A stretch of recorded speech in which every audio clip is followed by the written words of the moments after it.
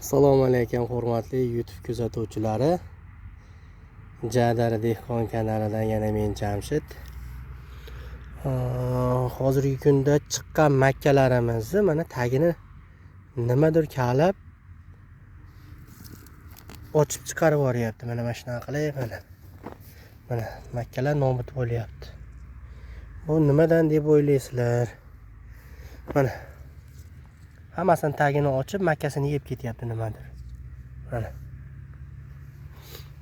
Buni qandaydir yo'llari bormi?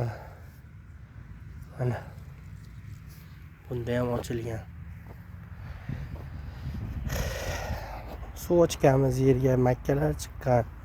Lekin chiqqan holatida mana dorilangan makkalarda yumshoq qismini mana yumshoq qismini ochib nimadir yeb ketyapti.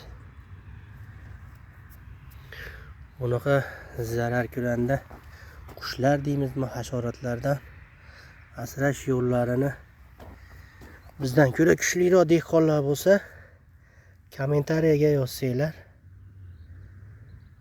bizga ham foydasi bo'lardi. Kuzatib boradigan boshqa kuzatuvchilarga ham.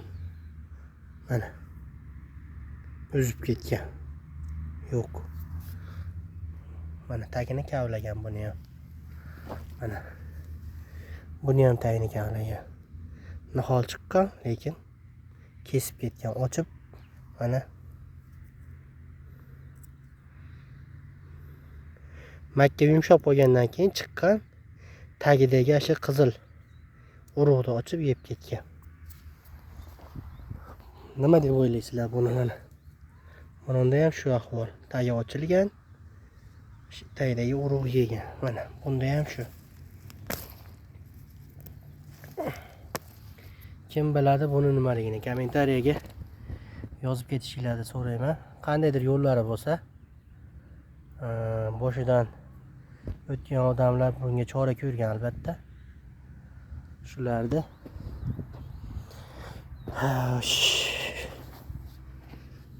chorasini ko'rardik biz. Mana shu yerda ham makka chiqqan, mana bu yerda ham makka chiqqan, mana qurib yotibdi.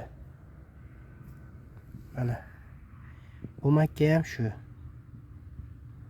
Qo'ton mana shunday hammasini kavlab mana makkani nobud qilib ketgan.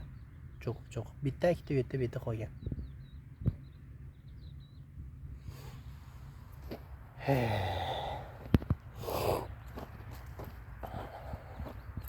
Mana hamma joy shu. Mana xuddi chichqonga o'xshab kavlab ketgan, qaranglar mana. Bu yerda ham kavlangan. Bu yerda ham kavlangan. Mana o'nni makka o'zi chiqqan hammasi. Kavlab mana cho'qib yo nimadir yeb ketganmi tushunmayapman.